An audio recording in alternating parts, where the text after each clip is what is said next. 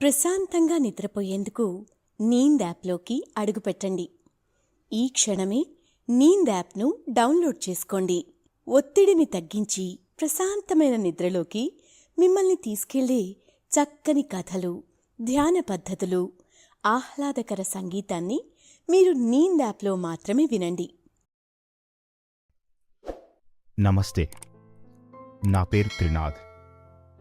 రచయిత అమృత పంపిన బేతాళుడే యోగి కథను నేనిప్పుడు మీకు చెప్పబోతున్నాను.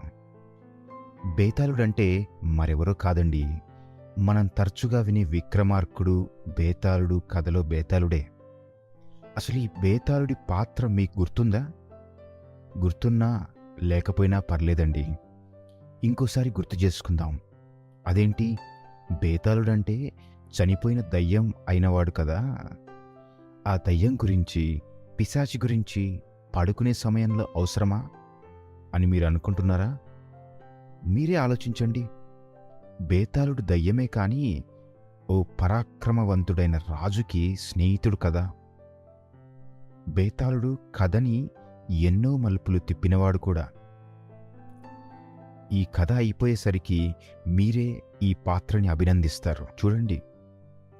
అయితే మనం కథ వినడం ప్రారంభించే ముందు సౌకర్యవంతమైన స్థితిలోకి వెళ్దాం. మీకు ఇష్టమైన రీతిలో పడుకొని అన్ని లైట్లను ఆఫ్ చేసి మీ కళ్ళు మూసుకోండి. నెమ్మదిగా గాలి పీలుస్తూ పూర్తిగా లోతైన శ్వాస తీసుకొని వదలండి. ఈ ప్రపంచాన్ని, ఇవాల్టి జ్ఞాపకాలను మెల్లగా పక్కకు నెట్టి నిద్రలోకి క్రమంగా జారుకునే సమయం ఇది. మరోసారి నెమ్మదిగా గాలి పీలుస్తూ లోతైన శ్వాస తీసుకొని మీ శరీరంలోని ఒత్తిడిని బయటకు వదిలేయండి. ఇప్పుడు చేయాల్సిందల్లా విశ్రాంతి తీసుకోవటం, సేద తీరటం, మునుపటి స్థితికి రావటం. మీరిప్పుడు మంచం మీద ఉన్నారు. రోజువారీ అలసట పనుల నుంచి మీ శరీరం విశ్రాంతి తీసుకుంటున్నట్లుగా మీకు అనిపిస్తుంటుంది. కాళ్ల నుంచి మొదలుపెట్టి మీ అవయవాల్లోని ఒత్తిడిని ఒక్కొక్కటిగా బయటకు పంపించేయండి. మీకోసం అవన్నీ రోజంతా చాలా కష్టపడ్డాయి కాబట్టి వాటికి విశ్రాంతి తీసుకునే అర్హత ఉంది. ముందుగా మీ పాదాల్లో మొదలైన విశ్రాంత అనుభూతి క్రమంగా మీ మోకాలి క్రింది భాగానికి చేరుతుంది. అక్కడి నుండి మోకాళ్ళలోకి ప్రవేశిస్తుంది. ఇప్పుడు మీ కాలి ఎగువ భాగాన్ని విశ్రాంతి తీసుకొనివ్వండి. ఈ విశ్రాంత అనుభూతి క్రమంగా మీ పొత్తి కడుపు నుండి వెన్నెముక గుండా ఎగువ వీపు వరకు వచ్చి తరువాత ఛాతిలోకి ప్రవహిస్తున్నట్లుగా గుర్తించండి. అక్కడి నుండి మీ భుజాల్లోకి, తరువాత మీ చేతుల్లోకి, చివరిగా వేలి కొనల వరకు వెళ్తున్నట్లుగా అనుభూతి చెందండి. ఆపై మీ మెడ, తల, ముఖం వరకు ఆ అనుభూతి ప్రవహిస్తుంది. ఇప్పుడు మీ శరీరం మొత్తం ప్రశాంతంగా, రిలాక్స్డ్గా నిద్రకు సిద్ధంగా ఉంది. త్వరలో మీరు చక్కని నిద్రలోకి జారుకుంటారు. డ్రీమ్ ల్యాండ్లో ప్రశాంతంగా ప్రయాణిస్తారు. ఈ ప్రయాణం ఉదయం వరకు కొనసాగుతుంటుంది కాబట్టి మీరు కథని వింటున్నప్పుడు మీ శ్వాసను కూడా అనుసరించండి.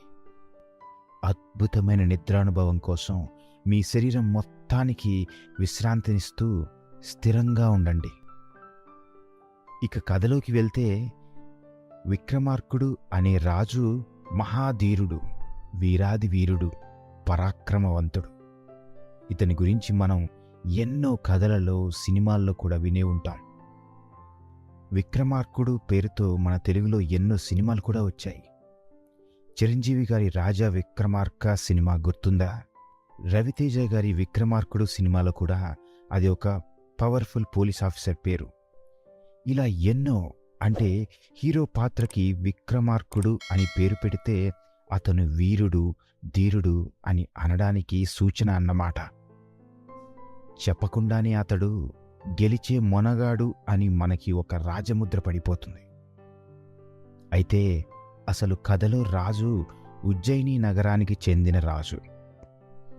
జనాదరణ పొందిన సాంప్రదాయం ప్రకారం విక్రమాదిత్య శకాలను ఓడించిన తరువాత క్రీస్తుపూర్వం 57వ సంవత్సరంలో విక్రమ సంవత శకాన్ని ప్రారంభించాడు అంటారు. అతని మీద ఆధారపడిన ఒక చరిత్ర ఉందని నమ్మేవారు. అతన్ని మొదటి శతాబ్దంకి చెందిన వాడిగా గుర్తిస్తారు. క్రమంగా విక్రమాదిత్య అనేది అనేక మంది భారతీయ రాజులచే స్వీకరించబడిన ఒక సాధారణ బిరుదైంది. విక్రమాదిత్య ఇతిహాసాలు వివిధ రాజులకు అలంకరించబడిన ఖాతాలయ్యాయి. ముఖ్యంగా రెండవ చంద్రగుప్తుడు లాంటి రాజులకు. సరే, అసలు ఆ మొదటి శతాబ్దపు విక్రమార్కుడు యుద్ధం చేయడంలోనే కాదు, న్యాయ నిర్ణేతగా కూడా ఆయనకు ఆయనే సాటి. ధర్మం పట్ల నిబద్ధత ఉన్నవాడు నిర్దోషిని ఎన్నడూ శిక్షించలేడు.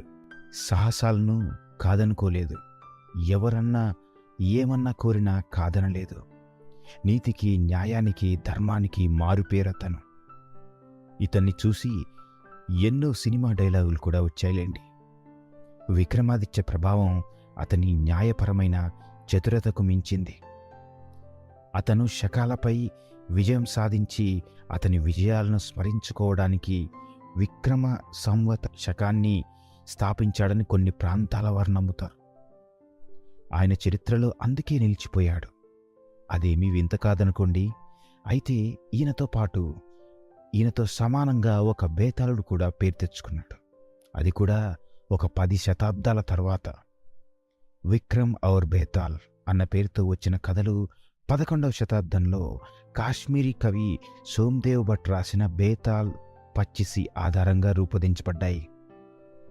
కాలం మారినా మనుషులు, బుద్ధులు, కుట్రలు, మోసాలు అప్పుడు ఇప్పుడు ఉన్నాయి కాబట్టే 11వ శతాబ్దంలో కథలు ఇప్పటికీ మన రోజువారీ జీవితాలను వర్తిస్తుంటాయి.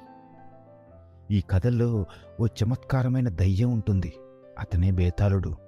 ఆ దయ్యం తెలివైన రాజు. విక్రమాదిత్యకు చెప్పిన అద్భుత కథలుంటాయి. ఇప్పుడు అవన్నీ నేను చెప్పను, కానీ అసలు ఈ కథల్లో ముఖ్య పాత్రలు 3: రాజు విక్రమాదిత్యుడు, ఓ బేతాళుడు, ఓ యోగి. ఈ 3 పాత్రలు ఈ కథని ఎలా మలుపు తిప్పాయి, చివరికి ఏమైంది, ఈ పాత్రల నుంచి మనం నేర్చుకునేదేమిటి, ఈ విశేషాలు చూద్దాం. ఆ రచయిత రాసిన కథ ప్రకారం విక్రమార్కుడు ఉజ్జయిని నగరాన్ని పాలిస్తున్న సమయంలో ఆయన దగ్గరికి ఒక యోగి వచ్చాడు. ఆయన రాజుకు ఒక ఫలం ఇచ్చాడు. రాజు ఆ ఫలాన్ని ప్రసాదంగా స్వీకరించాడు. ఓ రాజా, దీనిని ఖజానా దగ్గర పెట్టు అని సూచించాడు ఆ యోగి. అలానే చేశాడా రాజు. ప్రతిరోజు సాయంత్రం ఇలాగే ఆ యోగి రావటం, ఒక ఫలాన్ని ఇస్తూ ఉండేవాడు. 10 రోజులు గడిచాయి. ఆ తర్వాత ఖజానాకి సంబంధించిన అధికారి పరుగున వచ్చి హడావిడి పడుతూ అందని గొంతుతో మాట సరిగ్గా వచ్చి రాని కంఠంతో, రాజా, మీరిది చూడాలి, ఖజానాలో పెట్టిన ఫలాలన్నీ అమూల్యమైన రత్నాలుగా మారిపోయాయి అని చెప్పాడు. రాజు పరుగున వెళ్ళి చూస్తే నిజంగానే ఆ యోగి ఇచ్చిన ఫలాలు అమూల్యమైన రత్నాలుగా రకరకాల రంగుల్లో మెరుస్తూ కనిపించాయి. అరెరే, భలే భలే, ఎవరు ఆ యోగి? ఎందుకు మా ఖజానా సంపదని ఇలా పెంచారు? ఇంతటి కాంతితో మెరిసే రత్నాలను నాకు బహుకరించేందుకు నేను ఆయనకి ఏమీ ఉపకారం చేసి ఉంటాను? ఒకవేళ నేనేమీ చెయ్యకపోయినా ఆయన ఈ బహుమానం నాకు ఇచ్చి ఉంటే ఖచ్చితంగా ఆయనకు నేను ప్రతి ఉపకారం చేసి పెట్టాలి అనుకున్నాడు రాజు. ఆ రోజు సాయంత్రం మళ్ళీ యోగి వచ్చినప్పుడు, అయ్యా, మీరు నాకు ఫలాలు ఇచ్చారు, అవి అమూల్యమైన రత్నాలుగా మారిపోయాయి. నాకింత సాయం చేసిన మీకు నేను ఏమన్నా సహాయం చేయగలనా? మీలాంటి వారి ఆశీర్వాదం నాకు అవసరం అన్నాడు రాజు. నా ఆశీర్వాదం నీకెప్పుడూ ఉంటుంది రాజా. అయితే నువ్వు చేయగలిగిన పని మాత్రం ఒకటి ఉందిలే. చేస్తాను అంటే చెప్తాను అన్నాడు ఆ యోగి. నా ధైర్య సాహసాల మీద మీకు నమ్మకం లేదా? నేను మీ కోరిక నిరాకరిస్తానన్న అనుమానమా? సంకోచించకుండా సెలవు ఇవ్వండి. మీరు ఏమి చెప్పినా అది చేయగలను అన్నాడు రాజు. సరే, అయితే వచ్చే అమావాస్య రోజు రాత్రి నీ రాజ్యం నుంచి ఉత్తర దిక్కుగా దట్టమైన అడవుల వైపు వెళ్ళినప్పుడు నరమానవులు కనిపించని దూరంలో జంతువులు నిన్ను స్వాగతించే అలజడిలో నక్కల కూతలు వినిపించే వైపు అడవి మధ్యలో ఉన్న మర్రి చెట్టు కొమ్మ మీద ఒక తెల్లటి నిర్జీవమైన శవం వేలాడుతోంది. అది నాకు కావాలి. అమావాస్య గడియలు పూర్తి అవ్వకముందు నువ్వు దాన్ని తీసుకువచ్చి నాకు అప్పగించాలి.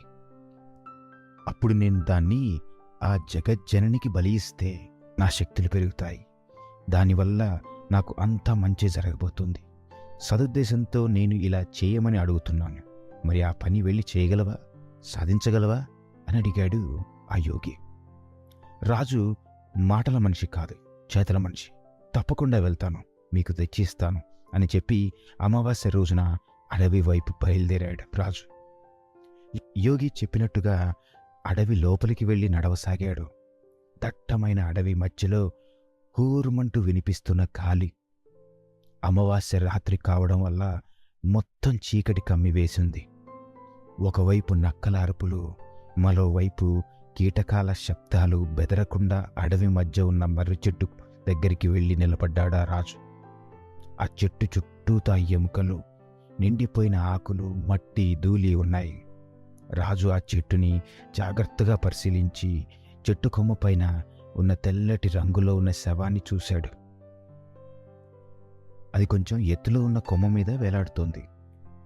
దాని కింద భాగం పట్టి గట్టిగా లాగిసాగాడు రాజు. అది కాస్త జారగాని భుజం మీద వేసుకుని నడవడం ప్రారంభించాడు. ఇంతలో ఏవో భయంకరమైన నవ్వులు వినిపించి రాజు ఒక్కసారిగా ఉలిక్కిపడ్డాడు. కానీ పట్టించుకోకుండా ముందుకు వెళ్తుండగా, ఎవడివిరా నువ్వు అని ప్రశ్న వినిపించింది. మాట్లాడేది భుజం మీద ఉన్న శవమేనని అర్థమైంది విక్రమార్కుడికి. నేను విక్రమాదిత్యను, మీరెవరు అని గౌరవపూర్వకంగానే అడిగాడు రాజు. నా పేరు బేతాళుడు. నువ్వు ఏ పని మీద వచ్చావు? నన్ను ఎక్కడికి తీసుకెళ్తున్నావు అని అడిగినప్పుడు రాజు జరిగిన విషయం అంతా వివరించాడు. అప్పుడు ఆ బేతాళుడు చచ్చిపోయిన శవంతో పని ఏమిటో, అసలు అతను ఎవరో కనుక్కున్నావా రాజా? ఆ యోగి చెప్పింది నిజమేననుకుంటున్నావా? అతను నిన్ను మాయ చేయడానికి ఇచ్చిన రత్నాలు చూసి మురిసిపోయావా? ఆ యోగి నిజానికి యోగి కాకపోవచ్చు, నిన్ను మోసం చేసేవాడే కావచ్చు. వాడు అడిగాడు కదా అని నన్ను తీసుకువెళ్ళిపోతున్నావు. నీకు విచక్షణ లేదా? నా అనుమతి అక్కర్లేదా అని రాజుని ఆలోచింపజేశాడు బేతాళుడు. ఎవరు ఏమి అడిగినా చేసి పెట్టగలవా? ఆలోచించు రాజా. నువ్వు చెప్పింది వింటుంటే నీ దగ్గరకు వచ్చింది యోగి వేషంలో ఉన్న మాంత్రికుడు అనిపిస్తోంది. అతడు నేను ఒకే రోజున పుట్టాము. అతనికి నా శవం అవసరమైంది అంటే నన్ను అతని బానిసని చేసుకోవాలి అన్నది అతని కొసరు ఉద్దేశం కావచ్చు. నీ ప్రాణాలు తీయటమే అతని ముఖ్య ఉద్దేశం అని నాకు అనిపిస్తోంది అన్నప్పుడు రాజు ఆలోచనలో పడ్డాడు.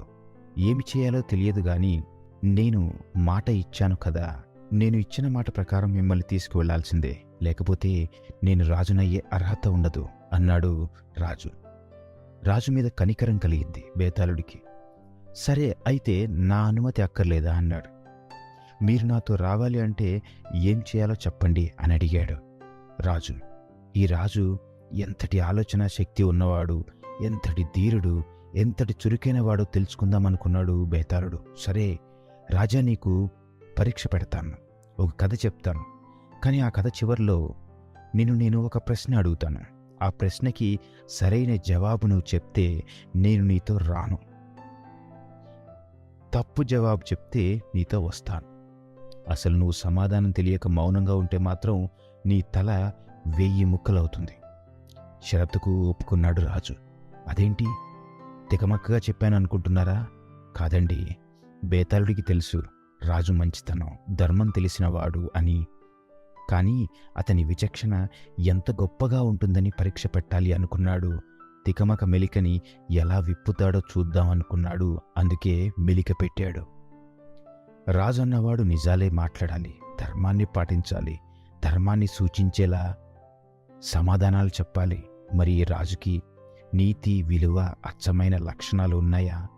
అబద్ధం, మోసం లాంటి గుణాలు కూడా ఉన్నాయో లేదో తెలుసుకోవడానికి ఈ మెలిక పెట్టాడు. అందుకే రాజు తప్పు చెప్తే వస్తాను అన్నాడు, సరైన జవాబు చెప్తే అతను రానని చెప్పాడు. అయితే రాజుగా అతను అబద్ధం చెప్పకూడదు, నిజమే చెప్పాలి, సరైన జవాబే చెప్పాలి. ఏమీ తెలియదు అని నిశ్శబ్దంతో ఉండకూడదు. ఉంటే రాజ్యాన్ని ఎలా పాలిస్తాడు? సరే అలాగే కానివ్వండి, మీరు చెప్పే కథకి మీకు నచ్చే సరైన సమాధానం ఇవ్వగలనని నేను అనుకుంటున్నాను అని రాజు అనేసరికి కథ చెప్పడం మొదలుపెట్టాడు బేతాళుడు. బేతాళుడు మొదటి కథ చెప్పాడు. చివరిలో వేసిన ప్రశ్నకు రాజు సరైన సమాధానమే చెప్పాడు. ఆ సమాధానం ధర్మపూర్వకంగా, తెలివిగా, చక్కని బుద్ధి ఆలోచనతోనే, మంచి విచక్షణతోనే చెప్పాడు. బళా రాజా బళా అని చెప్పి మర్రి చెట్టు పైకి ఎక్కి కూర్చున్నాడు బేతాళుడు. మర్చిపోయావా? సరైన సమాధానం చెప్తే వెళ్ళిపోతాను అన్నాను కదా అని నవ్వుకున్నాడు బేతాళుడు. రాజు వదులుతాడా? రాజు పట్టుబడితే సాధించాల్సిందే. అందుకే కదా అతను పట్టు వదలని విక్రమార్కుడయ్యాడు. మళ్ళీ మర్రి చెట్టు దగ్గరికి వెళ్ళాడు. ముదురుతున్న చీకటిలో, వణికించే చలిలో బెదరకుండా, వణకకుండా మళ్ళీ బేతాళుని భుజం మీద వేసుకున్నాడు. మళ్ళీ బేతాళుడు మరో కథ చెప్పాడు. మళ్ళీ దానికి విచక్షణతో సమాధానమిచ్చాడు. బేతాళుడు మళ్ళీ చెట్టుపైకి వెళ్ళిపోయాడు. ఇలా 24 సార్లు జరిగింది. ఇక 25వ కథ చెప్పిన తర్వాత బేతాళుడు ఎప్పటిలాగానే ప్రశ్న అడిగాడు. దానికి రాజు ఎప్పటిలాగానే తనకి తోచిన ధర్మపూర్వకమైన సమాధానమే చెప్పాడు. అయితే ఆ కథకి 2-3 సరైన సమాధానాలు ఉండటం వల్ల, రాజు ఒకటే చెప్పటం వల్ల రాజు గెలిచి కూడా ఓడిపోయాడు. రాజు ప్రయత్నాన్ని మెచ్చుకున్న బేతాళుడు అతని బుద్ధి సరి అయిందని తేల్చుకొని, అతను ధర్మపూర్వకమైన మనిషిని గ్రహించి రాజుతో వెంట వెళ్ళడానికి అంగీకరించాడు. ఇదంతా జరిగింది ఒక్క రాత్రిలోనే. ప్రశాంతంగా నిద్రపోయేందుకు నీంద్ యాప్లోకి అడుగుపెట్టండి. ఈ క్షణమే నీంద్ యాప్ను డౌన్లోడ్ చేసుకోండి. ఒత్తిడిని తగ్గించి ప్రశాంతమైన నిద్రలోకి మిమ్మల్ని తీసుకెళ్లే చక్కని కథలు, ధ్యాన పద్ధతులు, ఆహ్లాదకర సంగీతాన్ని మీరు నీంద్ యాప్లో మాత్రమే వినండి. అమావాస్య గడియలు ముగిసేలోపు శవాన్ని తీసుకురావాలని యోగి దగ్గరికి బేతాళుని తీసుకుని వెళ్ళిన రాజుకి అక్కడ యోగికి బదులు క్షుద్ర పూజలు చేసే మాంత్రికుడు కనిపించాడు. అంటే బేతాళుడు అతని గురించి చెప్పింది నిజమే అన్నమాట.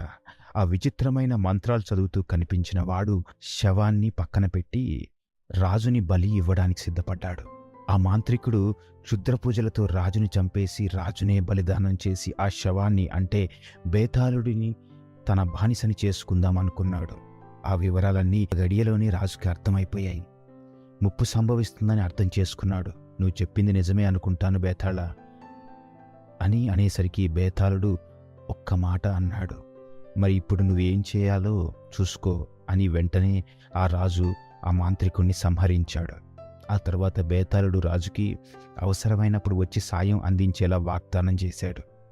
ఆ సంఘటన తర్వాత బేతాళుడు యథాస్థానానికి, అంటే మర్రి చెట్టుపైకి వెళ్ళిపోయినా ఎంతో కాలం వరకు విక్రమార్కుడికి అవసరానికి తలుచుకున్నప్పుడు వచ్చి సాయం చేశాడు. వారి అపూర్వ స్నేహం కొనసాగింది. ఈ కథలలో చిరస్మరణీయమైంది. అప్పటి నుంచి ఈ మధ్య వచ్చిన విక్రమ్ వేద సినిమా వరకు ఎన్నోసార్లు, ఎన్నో రకాలుగా మనం విక్రమాదిత్యను, బేతాళుడిని గుర్తు చేసుకుంటూనే ఉంటాం. నిజానికి బేతాళుడు బ్రతికి ఉన్నప్పుడు ధర్మం పాటించే వ్యక్తి. మాంత్రికుడు వలనే చనిపోతాడు. అతను చెప్పిన 25 కథల వలన రాజుకి ఎలాంటి క్లిష్టమైన పరిస్థితుల్లో, ఎలాంటి ధర్మ సంకటనలు ఎదురైనా ధర్మయుక్తంగా ఎలా నిర్ణయం తీసుకోవాలో అనే పాఠాలను నేర్పించాడు ఆ బేతాళుడు. అదే వారి స్నేహానికి పునాది అయింది. రాజు బేతాళుని నమ్మేలా చేసింది. ఇదంతా జరిగింది ఇందాక అనుకున్నట్టు ఒక రాత్రిలోనే. మీకు గుర్తు ఉంటే ఆ మాంత్రికుడు రాజుకి 10 రోజులు ఫలాలు ఇచ్చి, రత్నాలు చేసి నమ్మకం కలిగించే ప్రయత్నం చేశాడు. అదే ఎరవేశాడు. మన చుట్టూ కూడా ఇలాంటి వాళ్లే ఉంటారు.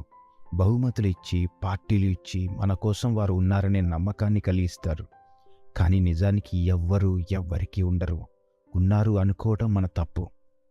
రాజు యోగి అనుకున్న వాడిని నమ్మి, శవం మాటలు నాకెందుకు అని బేతాళుడి మాటలు వినకపోతే ఏమై ఉండేది? రాజు ఉండేవాడే కాదు, ఈ కథ ఉండేదే కాదు. మొదట్లో రాజు కూడా నేనేమి ఉపకారం చేశానని నా ఖజానా సంపదను ఈ యోగి పెంచాడు, నేను ఏదైనా తిరిగి చెయ్యాలి అని అనుకున్నాడు. నిజానికి ఆకర్షించే బహుమతులను చూసి యోగి మీద మంచి అభిప్రాయాన్ని పెంచుకున్నాడు రాజు. అప్పటికి ఆ యోగి ఒక మారువేషంలో ఉన్న మాంత్రికుడని గ్రహించలేకపోయాడు. ఆ విచక్షణ బేతాళుడు 25 కథలు విన్న తర్వాత బేతాళుడి వల్లనే వచ్చింది. బేతాళుడి పాత్రలో స్థితిస్థాపకత, దృఢ సంకల్పం మరియు న్యాయాన్ని అనుసరించటం వంటి లక్షణాలున్నాయి.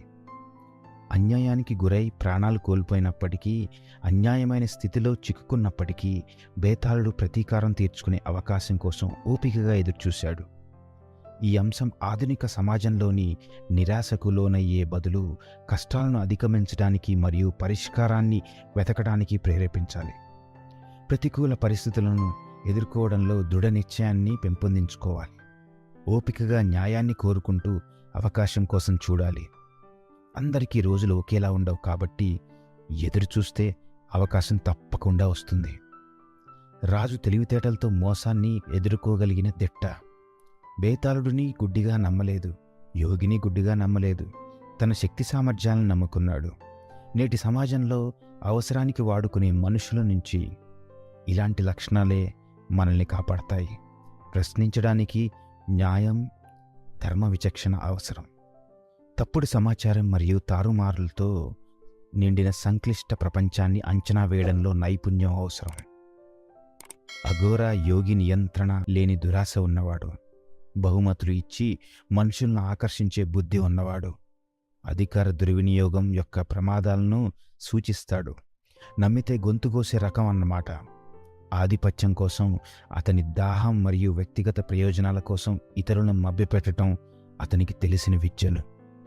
ఆధునిక సమాజంలో అవినీతి ప్రమాదాలను అద్దం పడుతుంది ఈ పాత్ర. అతని పతనం అలాంటి ఆలోచనలు ఉన్నవారికి గుణపాఠం కావాలి. బేతాళుడు, యోగి వాళ్ళ పేర్లకు విభిన్నమైన లక్షణాలు ఉన్నవాళ్ళు కదూ.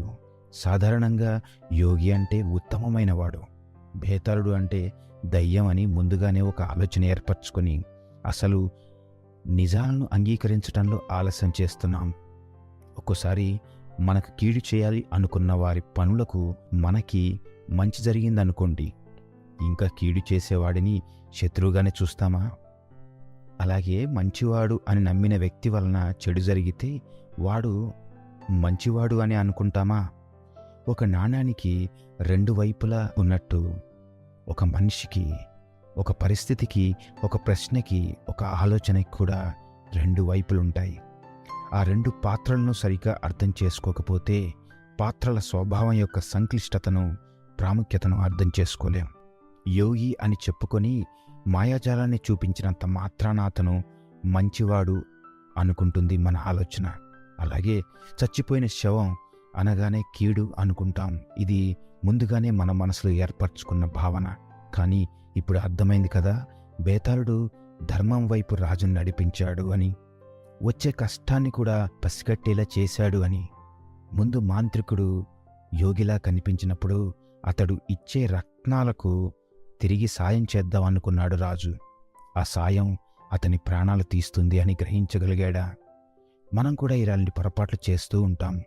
ఏది పూర్తిగా ఆలోచించకుండా తొందరపడి నిర్ణయాలు తీసుకుంటాం. బేతాళుడు కథలు చెప్పి విచక్షణ కలిగించింది కేవలం విక్రమార్కుడికి మాత్రమే కాదు, మనలాంటి వాళ్ళకు కూడా. మనం కూడా విక్రమార్కుడిలాగా మన బుద్ధితో సత్యాన్ని అన్వేషిస్తూ సమాధానాలు వెతుక్కోవాలి. నిజానికి మాయకి తేడాలు తెలుసుకోవాలి.